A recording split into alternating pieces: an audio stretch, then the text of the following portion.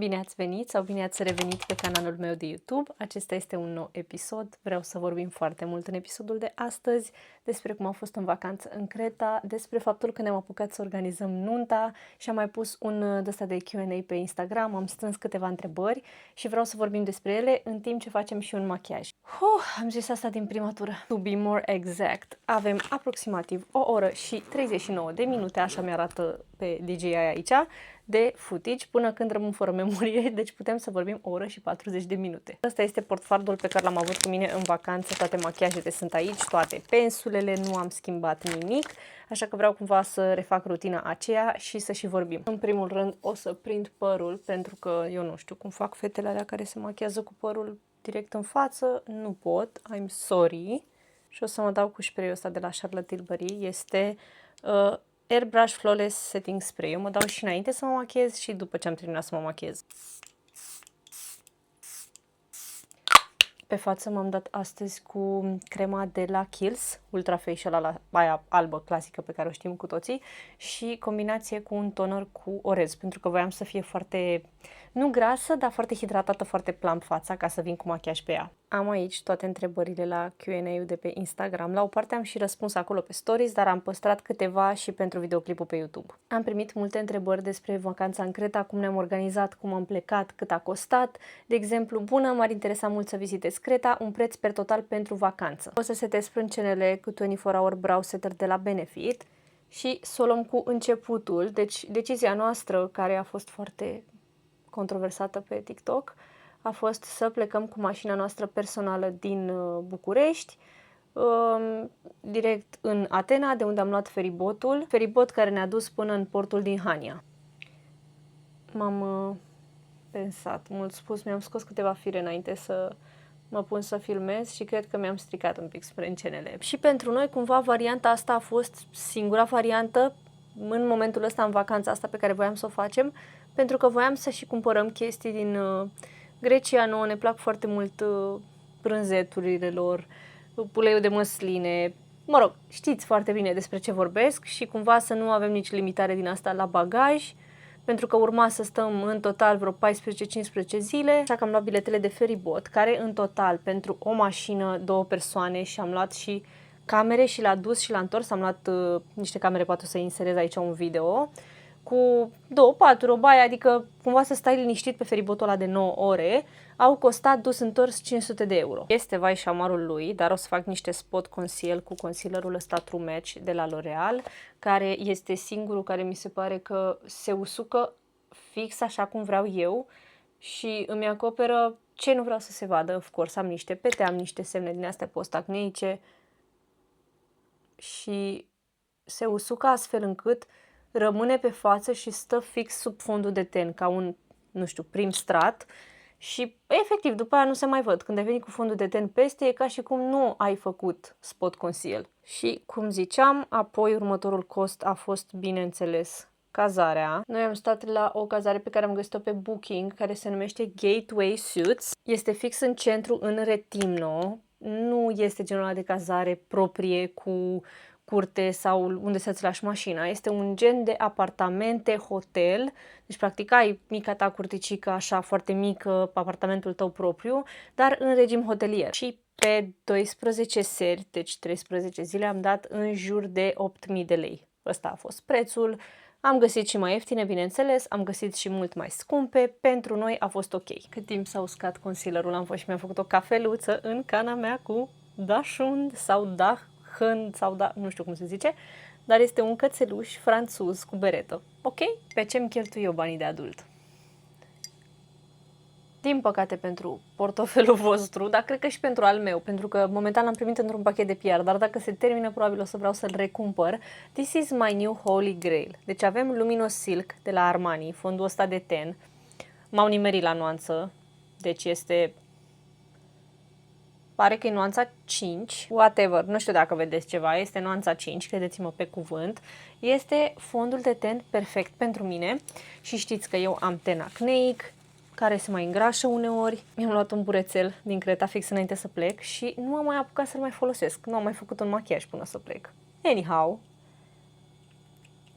pun cam 2 pompițe pe o parte. Ce voiam să mai menționez legat de concediu după cazare este drumul, carburantul, pentru că noi am mers cu mașina noastră și dintr-un motiv destul de ușor de înțeles, mașina noastră vine pe gaz. Este o Dacia Sandero Stepway, am luat-o în 2023 și ea vine direct pe gaz. Mă rog, benzină cu gaz, cât am reușit și eu și cât mă pricep la mașini, bear with me. Și ce mi-a explicat și Florin, pentru că vă zic, nu mă pricep absolut deloc la mașini, consum, etc. Dar, ca și kilometri, în total am avut 4200 de kilometri în acest concediu, dintre care 1200 este drumul acela dus București-Atena, Atena-București, pe care practic l-am făcut de 2 ori, deci avem din start 2400 de kilometri, iar diferența am făcut-o pe insulă. Și după un mic calcul, pentru că mi-a făcut Florin cumva și un consum mediu, aparent pe 100 de kilometri am avut un consum mediu de 4 litri de gaz, pentru că am alimentat un pic și în Bulgaria, am alimentat și din Grecia mai mult cât am stat pe insulă. În total am dat undeva la 1400 de lei pe carburant. Și ce ne-a mai rămas, ca să încheiem cu această întrebare, este cât am cheltuit actually pe insulă, pentru că bineînțeles că îți trebuie și ție bani de mâncare, etc., alte chestii, intrări la muzee. Noi am mai fost și la câteva din astea.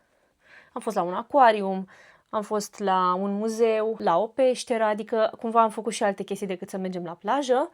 Dacă nu luăm în considerare faptul că noi la întoarcere ne-am și oprit și am făcut câteva cumpărături din Lidl, pentru că am vrut alimente din astea grecești, care, mă rog, erau și ușor de transportat cu noi, am dat undeva la 7500 de lei, luând în considerare că am mâncat zilnic, de minim 2 ori, la restaurante, deci noi nu am avut posibilitatea să mâncăm la cazare, am mai avut genul ăsta de cazări în trecut, dar acum nu aveam nici bucătărie, nici nimic, aveam doar un aparat de cafea și ne-am dus la restaurante pentru brunch, pentru cină, deci cam asta a fost media de 7500 de lei în cele aproape 14 zile. Am primit mai multe întrebări și legat de job, pentru că bineînțeles eu vă arăt viața mea, am un job full-time de la 9 la 6 în fiecare zi, timp în care eu încerc înainte de muncă și după muncă să fac și treaba asta cu online-ul, care mă împlinește enorm de mult și este visul meu încă de când aveam 13 ani și m-am apucat să mă uit la youtuberițe aici pe YouTube și am zis că, Doamne, într-o zi o să-mi fac și eu un canal de YouTube și o să vorbesc aici, o să trâncănesc, pentru că asta fac eu cel mai bine. Ce te ajută să-ți păstrezi motivația? Eu simt că un job full-time mă scurge de viață.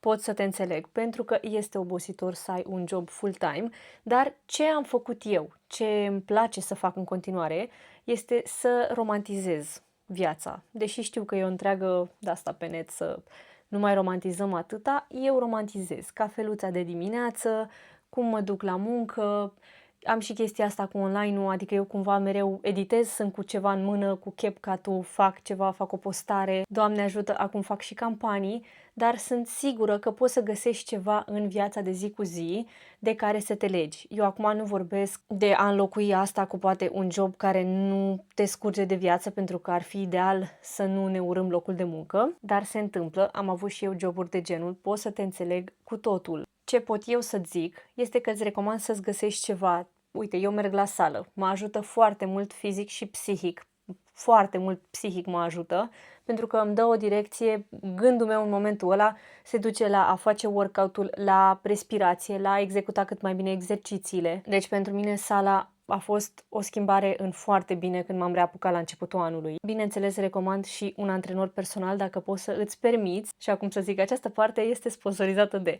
Nu este sponsorizată, dar soțul meu este antrenor personal și chiar prin prisma online-ului sunt multe fete care s-au dus la el la antrenamente și eu zic că sunt foarte mulțumite. Deci dacă este cineva care este în căutare sau poate ar vrea să încerce să vadă cum e, puteți să-i scrieți.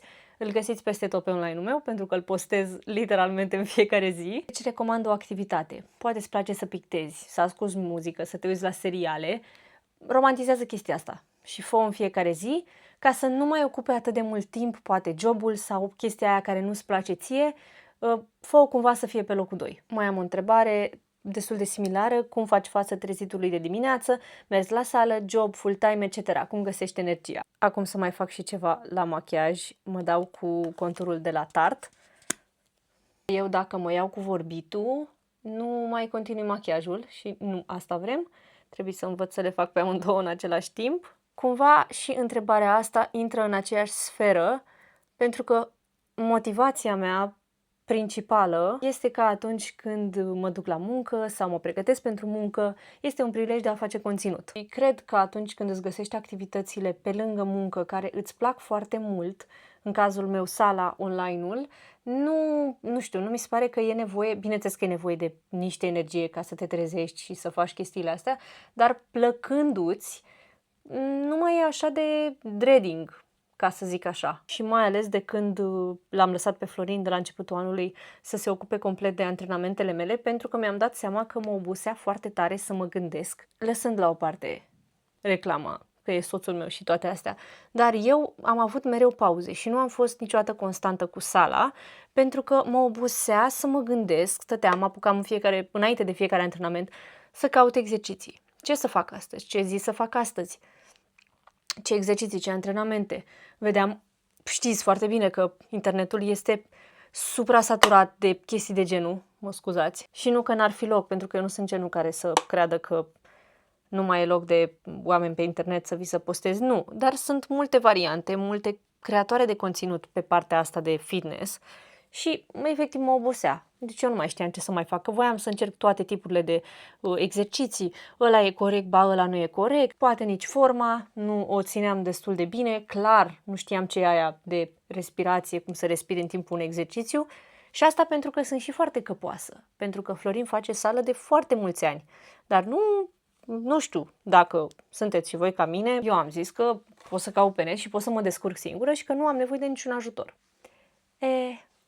Efectiv, mi s-a luminat așa viața și, sincer, mi s-a transformat și corpul foarte mult de la începutul anului până acum. Și nu e vorba aici de greutate, de kilograme efectiv, ci de mușchi, de forma corpului. Așa că acum, pentru mine, chestia asta este ceva fun. Mă duc, mi se zice ce să fac, ce exercițiu facem astăzi, la. Bineînțeles că devine și repetitiv cumva, pentru că înveți rutina la un punct, dar tot e cineva acolo care îți corectează forma, dacă stai bine, dacă faci bine, toate astea. Deci așa fac eu față la trezitul de dimineață. Pentru mine nu este o chestie pe care trag de mine să o fac sau nu-mi place, chiar dacă câteodată arăt obosită, pentru că suntem oameni și dacă mă trezesc la 5 dimineața, arăt un pic obosită. Trebuie să vă arăt acest blush. L-am luat în mai. Am avut o nuntă la care am fost și am luat un set de 2 blush-uri micuțe așa, asta să virală și pe al doilea. Astea sunt de la Huda Beauty, era un set din ăsta așa de mini de la Sephora și sunt, uitați-vă cum fac. Sunt ca niște jucăriuțe, gumițe.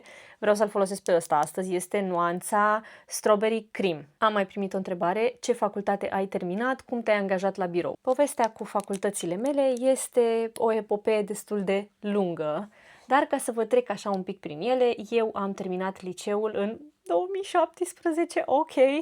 Anul viitor, pe lângă că am nunta, anul viitor am și reuniunea de 10 ani de la liceu. Doamne, ferească-mă Dumnezeu! Nu mă consider bătrână, deci să nu credeți așa, dar este wild să vezi că totuși au trecut 10 ani și eu de fiecare dată când împlinesc cât un an de la terminarea liceului, atunci l-am cunoscut și pe Florin, deci o să împlinim și 10 ani de relație. Este foarte ciudățel, așa să mă gândesc câți ani au trecut și imediat după ce am terminat eu liceul, ca mulți dintre noi și din generația mea, pentru că nu se face foarte multă, părerea mea, că nu se face destul de multă instruire sau să-ți arate cineva, poate să te îndrume ce să faci, cum să faci în viață. Aveam doar câteva variante și astfel am ajuns să dau la Politehnică, la Facultatea de Științe Aplicate, care la momentul acela nu era o facultate atât de cunoscută, nu știu acum cum este, dar era relativ nouă față de toate astea cunoscute, gen ETI și nu mai știu ce facultăți sunt la Politehnică, vă zic sincer, că nu m-am mai gândit de mult. Aerospațială, ingineria materialelor și ce, Doamne iartă-mă, mai e. Ideea este că, long story short, nu mi-a plăcut absolut deloc. Mie îmi plăcea foarte mult algebra. Am făcut la facultatea algebră liniară și mi-a plăcut la nebunie. Dacă era să fac facultatea să-mi iau diplomă pe aia, probabil că o terminam și luam diploma, dar nu știu ce faci exact cu... Mă rog, probabil există facultatea de matematică, dar nu mi-a dat prin cap să mă duc la așa ceva, că nu-mi plăcea nici chiar atât de mult. Și în semestrul 2 din anul 1, culmea, la acea facultate am participat și la Miss și am ieșit locul 1. Eu nu mai țin minte așa bine, dar mi-a zis Florin. Am avut un moment de travesti cu partenerul meu, a fost foarte fan așa pe o melodie. Ideea este că după asta m-a ținut cumva în priză chestia asta la facultate. Mi-am dat seama că nu îmi place absolut deloc pentru că era foarte multă informatică aplicată în matematică și în toate materiile pe care le făceam. I hated it. Și am decis în semestru 2 să mă retrag de la facultate. Aia este, n-a fost un capăt de țară. Familia m-a susținut, Doamne ajută, că nu am avut genul și nu am genul de familie care să pună preț foarte mult pe chestiile astea, ci mai mult pe ce-mi doresc eu să fac.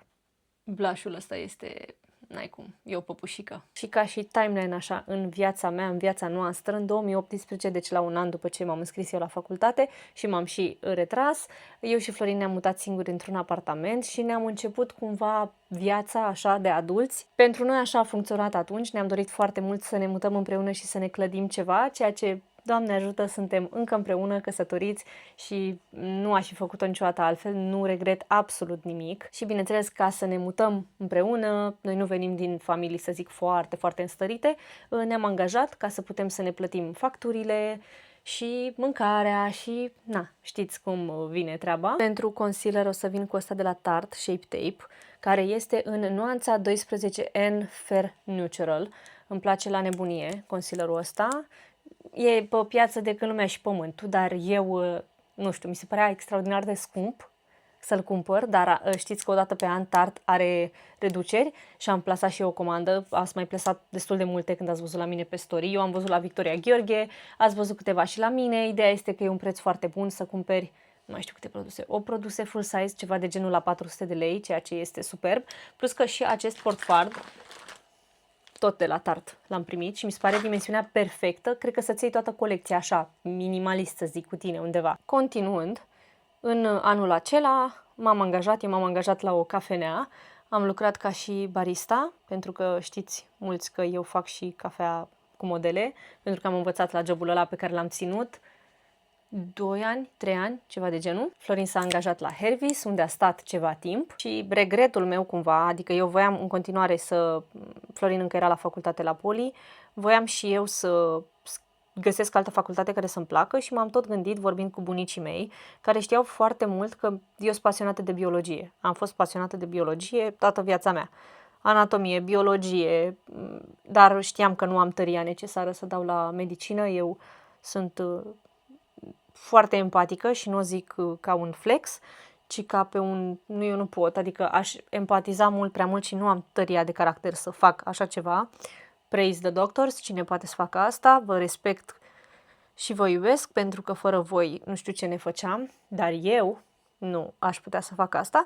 Și vorbind cu ei, am zis că există facultatea de biologie la universitate, numai că din ce mi-aduc eu aminte, pentru că eu la Politehnic am intrat la stat, nu mai știu cum se zice, la fără plată și ai cumva în sistem sau știu că așa funcționa, aveai, dacă ai intrat odată la stat și nu ai consumat cumva toți anii, a doua facultate la care te înscriai trebuia cumva să fii la plată anii pe care i-ai consumat la stat. Deci eu trebuia cumva să-mi plătesc primul an de facultate și dacă aveam media îndeajuns de bună, mă mutau la stat în continuare, adică să-mi continui cumva anii aia pe care i-am pierdut la Poli. Nu știu dacă m-am făcut înțeleasă, îmi cer scuze, este un talmeș-balmeș și în capul meu. Așa că la susținerea lor, pentru că nu făceam îndeajuns de mulți bani, m-au susținut să-mi plătească acel prim an de facultate, care era în jur de 3.000 de lei, 3.000 și ceva de lei, dacă mi-aduc eu aminte bine. Și mi-a plăcut destul de mult, nu vreau să descurajez pentru dacă mă urmește cineva și vrea să dea la facultatea asta. Am foarte multe fete pe care încă le am la follow, le urmăresc colegi cu care am fost la facultate, care au terminat, așa că praise them, dar știi cum e, când îți place ceva, nu prea poți să faci o facultate doar cu materia aia. În cazul meu era și chimia, care îmi dădea destul de multe bătăi de cap, adică mie putea să-mi placă foarte mult biologia, dar trebuia să o scot la capăt și cu chimia. Pudra de la Huda Beauty, efectiv cel mai bun lucru de pe pământ. Eu am nuanța Pound Cake. Pe asta am avut-o de fiecare dată când am avut pudra și mereu o cumpăr în variantă din asta mini, pentru că mi se pare de ajuns, mi se pare destul de mult în pudra asta și așa am iau un an și ceva să termin una mică, așa că nu mi-am luat niciodată varianta full size. Și da, hai să zicem că o scoteam poate la capăt cu chimia. Ideea este că eu, după cum vă ziceam, lucram și îmi făceam turele la cafenea ca să pot să mă duc la cursuri, la laboratoare și lucram în unele zile și 14 ore pe zi. O duceam cumva la capăt, dormeam în weekend, doar că ce nu am luat eu în calcul era că la finalul primului an trebuia să facem practică și practica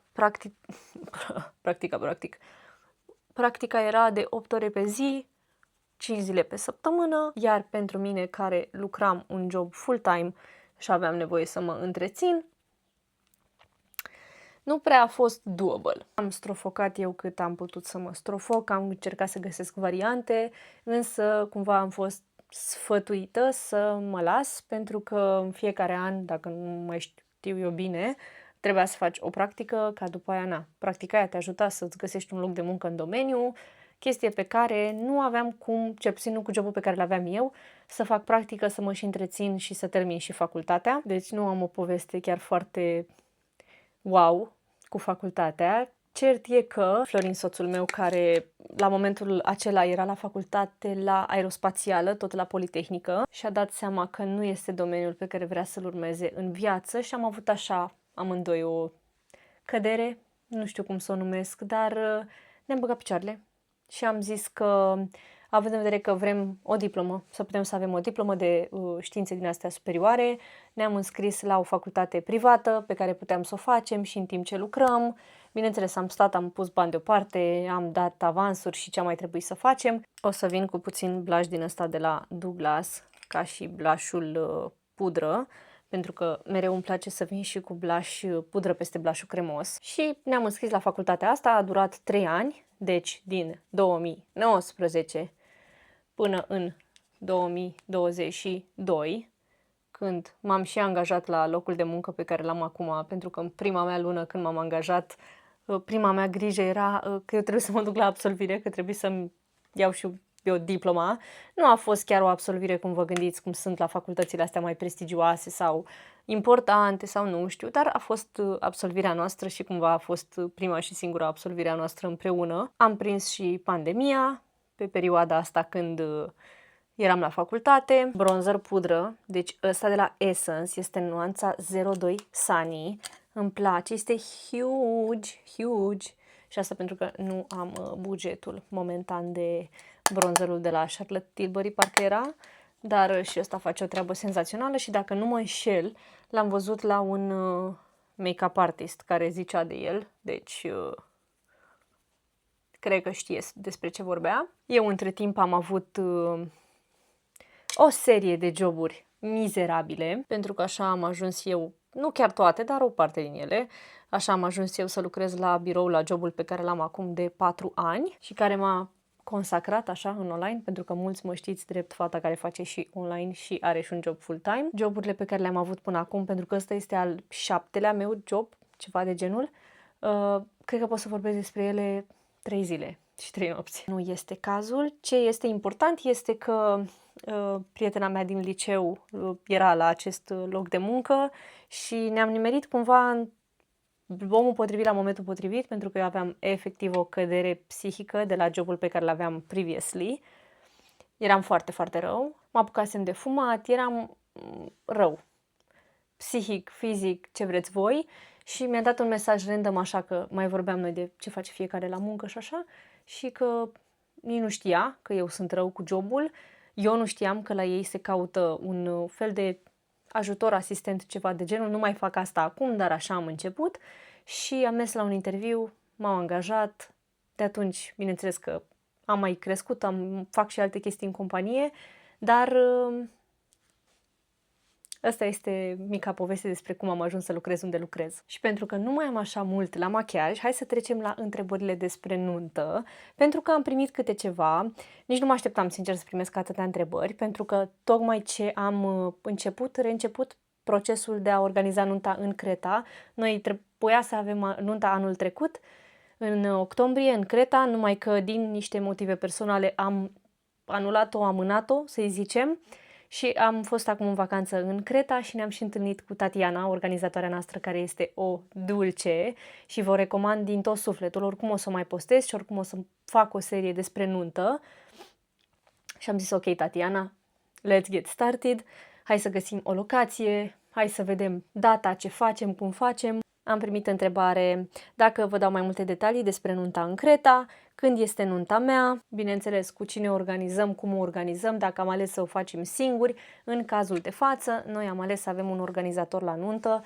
Mi se pare că este greu as is, dar să organizezi o nuntă în altă țară este cu totul altceva, trebuie să traduci acte, trebuie să ai o groază de certificate. Mi se pare că e aproape imposibil fără să ai un interlocutor între limba ta și limba de acolo, pentru că altfel se înțeleg, știți foarte bine, românul se înțelege cu românul, grecul se înțelege cu grecul. Am preferat să avem pe cineva care să vorbească pentru noi acolo și, bineînțeles, să ne și ajute nouă, să ne simplifice ziua anunții, pentru că cât de mult visez eu la ea, tot nu vreau să mă ocup eu total de ea. O să vin cu acest highlighter de la Catrice More Than Glow. Este divin în nuanța 020 Supreme Rose Beam. Doamne, ferească-mă Dumnezeu, este atât de strălucitor. Eu îl ador, l-am folosit în continuu. Cred că ar fi cazul să-mi și spăl pensulele de machiaj, dar nu mă spuneți, mulțumesc. Oricât sunt eu de așa, îmi place să organizez, îmi place să aranjez, îmi place să decorez. Eu, de exemplu, pentru cununie am făcut eu meniurile, invitațiile, dar nici n-am făcut un eveniment foarte mare și ăsta cumva este nunta visurilor noastre, visăm la ea de câțiva ani de zile, vreau să iasă, nu perfect, dar vreau să iasă frumos, vreau să ne reprezinte, așa că consider că am nevoie de niște ajutor și recunosc că e nevoie de specialiști care au mai făcut asta și știu ce fac, ca să îmi aducă viziunea la realitate, pentru că una e să ai o viziune și este foarte bine, bineînțeles că am și un Pinterest board și toate chestiile astea, dar alta e când vine cineva și îți zice practic. Ai un anumit buget, nu ai un anumit buget, poți să faci asta, este practic pentru locația unde faci tu nunta, adică sunt total aware de chestia asta, că este nevoie de cineva care să vină să-ți zică poate, hold your horses, că poate nu poți să faci asta fizic sau din punct de vedere financiar. Așa că asta este pentru noi Tatiana. Eu o ador, nu știu, simt că zici că eram prietene de dinainte, ceea ce nu pot decât să mă bucur enorm de mult că ea este persoana care poate să se ocupe de nunta noastră, pentru că este foarte implicată atât din punct de vedere muncă, dar și emoțional. Adică e o persoană care se bucură foarte mult pentru tine. Deci dacă vreți să vă organizați vreodată nunta în Creta, nu m-a plătit să-i fac reclamă, dar îi fac cu mâna pe inimă. Pentru rimel, sper să focalizeze, da, folosesc ăsta de la Tartelet, ceva de genul XL, care este un tubing mascara, deci se ia când dai așa cu apă, pur și simplu cade rimelul. Ciudat, eu frecam la el cu apă micelară și nu înțelegeam de ce nu se duce, sau cu ulei de machiant. De ce Creta, cum Creta, unde o să facem, cum o să facem. Ideea este că viziunea noastră pentru nuntă, prima oară, cred că ca pentru toată lumea, este să ai o nuntă pe plajă. Din păcate, noi fiind creștini ortodoxi, ei fiind ortodoxi, trebuie să mergi la o biserică, ceea ce nu mă supără absolut deloc, pentru că am găsit o biserică care, Doamne, nu vreau să vă arăt, adică o să vă arăt la nuntă, sau poate dacă facem un videoclip de Save the Date, dar este cel mai feric loc pe care eu l-am văzut. Deci nu pot să vă explic energia din locul ăla și faptul că eu știu că acolo o să, cumva, ni se lege destinele și o să facem cununia religioasă, este în aer liber, pentru că la ei bisericile sunt foarte micuțe și nu ai loc înăuntru, așa că o să stăm afară, frumos, cu scaune, cu preotul. Ideea asta ne-a venit încă din 2023, când am venit pentru prima dată în Creta. Am venit cu un grup de prieteni destul de mare, cred că eram în total vreo 12 persoane, sau nu 12, nu știu, eram vreo 10 și mi s-a părut greu, dar nu atât de imposibil să ne transportăm, să ne cazăm, să ne ducem și dacă mai știu momentul exact, nu-l mai știu când ne-a venit ideea, dar ori când eram acolo, ori imediat după, dar am zis, pentru că nouă nu ne-a plăcut niciodată și no shame to anyone, no hate to anyone, pentru că fiecare face cum își dorește. Nu ne doream niciodată nunta din prisma chestii astea, că nu ne plac nunțile mari, nu ne plac nunțile clasice, nu ne plac tradițiile, nu tradițiile noastre cel puțin, dar oricum nu o să fac vreo tradiție anume. Și având în vedere că este nunta noastră și, Doamne ajută să fie și singura pe care o avem în viața asta, voiam să ne placă nouă. Oricum nu am făcut nimic în viața asta care să mulțumească pe altcineva decât pe noi, pentru că nu vedem rostul, dacă tot noi o trăim, noi suntem, personajul principal în povestea noastră. Cum am zis, avem norocul de părinți foarte deschiși la minte, foarte înțelegători, pentru că sunt foarte on board, le place ideea. Nici cununia nu am avut foarte multe persoane, au fost câteva, dar eu vă zic cu mâna pe inimă că cine a venit și cine o să vină la nuntă, îmi doresc să fie doar persoane care se bucură pentru noi, pentru că nu am timp de persoane care vin doar să bifeze ceva, doar pentru că a venit nu știu cine la nunta nu știu cui, sau doar pentru că trebuie, sau așa se face. Nu vreau, pentru că vreau ca persoanele alea care sunt acolo, pentru mine este foarte importantă energia, gândul bun. Dacă tu nu te bucuri genuinely pentru faptul că noi ne căsătorim și facem pasul ăsta și e momentul nostru, e o zi doar despre miri, nu poți să te bucuri pentru altcineva, nu văd rostul să vii. Așa că ne-a venit ideea asta de a face o nuntă aici în Creta, că tot eram acolo. Imposibil cu deplasarea oamenilor nu ni s-a părut, pentru că există atâtea variante de cazare unde putem să le aranjăm și la fel și, Doamne ajută, avem atâtea avioane pe care le pot lua, așa că în mintea noastră nu mai exista o altă variantă. Tot ce exista, bineînțeles, este variabila de bani, și anume că trebuia să strângem niște bani sau trebuia să fim într-o poziție financiară un pic mai ok, iar atunci nu consider că eram atât de pregătiți ca acum să putem să finanțăm o nuntă, mai ales o nuntă cu ce vrem noi să facem. Frankly, nu am nici cea mai mică idee ce vreau să fac cu rochia mea de mireasă, de unde să o iau, deci dacă vreți să-mi dați idei, pentru că I'm just diving in. Învăț și încerc să înțeleg și să-mi notez toate casele astea de bridal unde să merg, dacă ați avut nunta, dacă știți. Eu mi-am notat câteva, bineînțeles, astea cât mai cunoscute, dar dacă vreți să-mi lăsați, eu le primesc cu drag, ca să-mi fac așa o listă, să văd unde să mă programez, cum să merg.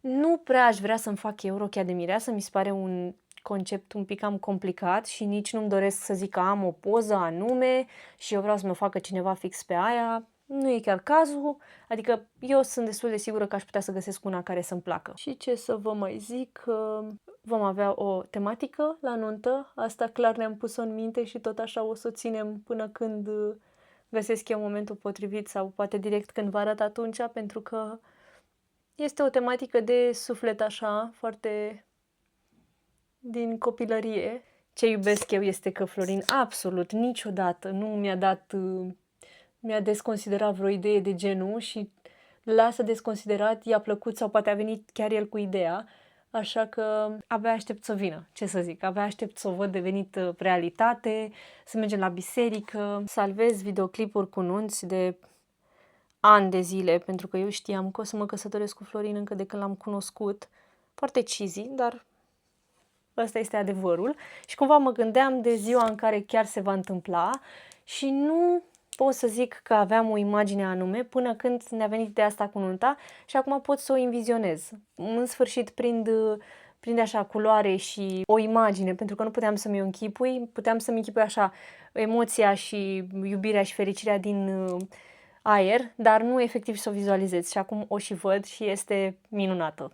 Pentru buze o să vin cu acest foarte micuț creion de la Make Up Forever, care este pe ducă ușor, dar încă îl folosesc cu foarte mult drag. Este în nuanța 606 Wherever Walnut, superb creion și chiar văzusem recent la Denisa Bica pe Instagram că a folosit un creion de la Pudayer, dacă nu mă înșel, care seamănă foarte mult cu ăsta și I'm a go get it, pentru că nu eram acasă. Altă chestie, vom face probabil multe serii și multe trialuri, pentru că vreau să mă machez singură pentru nuntă.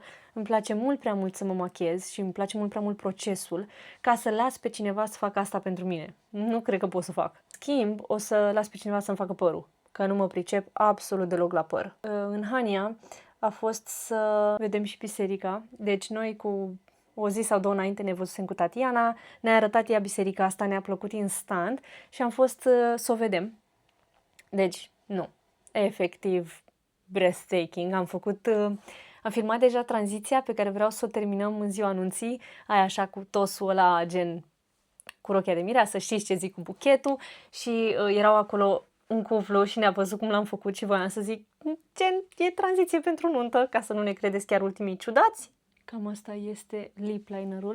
Nu mi-a ieșit el cel mai bine, dar acest Maracuja Lip Plump de la Tarte, pe care sunt sigură că îl știți dacă vă place machiajul, este genul ăsta așa de pix și pișcă un pic și este cel mai juicy, efectiv, produs pe care eu l-am folosit. Pentru că, frate,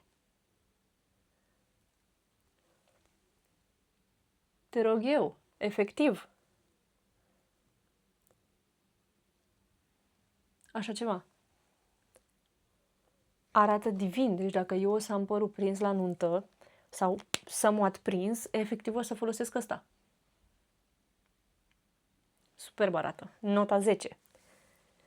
Da, și cred că am terminat sesiunea asta de Q&A. Make-up-ul este gata, îmi place foarte mult cum a ieșit și lăsați-mi în comentarii dacă mai aveți alte întrebări, dacă vreți să mai știți ceva, ce să filmez în următoarele episoade, pentru că aș vrea cumva să revin și să fiu mult mai constant aici pe YouTube, pentru că am realizat că și eu mă uit foarte des la vloguri din astea, la sit-down videos, deci dacă vă place de mine, probabil că v-ați uitat și la videoclipuri de genul. Abia aștept să încep și seria despre nuntă, o să vreau să o încep când știu că este 100% stabilit, data, locația și atunci o să pot să încep și procesul de invitații și toate chestiile astea așa de stationery care mie îmi plac la nebunie. Vă invit să-mi dați și un subscribe, hype, comment, ce se mai face aici pe YouTube.